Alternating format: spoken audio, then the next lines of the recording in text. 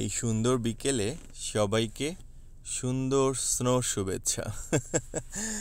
যাই হোক, আজকে যে কথাটা বলবো সেটা হচ্ছে যে আমি আমার মেসেঞ্জারে অনেকগুলো টেক্সট পেলাম যে আমরা আসলে অনেক মানুষ রয়েছে এখানে যারা খুব বিষণ্ণতায় ভুগছি বা যারা খুব কথা বলতে পছন্দ করি, আসলে কথা বলার মানুষ নেই অথবা মানুষটাকে হারিয়ে ফেলছি অথবা ব্রেকআপ হয়ে গেছে, যাই হোক না কেন। সো কথা বলার মানুষ আসলে কথা না বলে থাকতে পারে না, তার খুব কষ্ট হয়।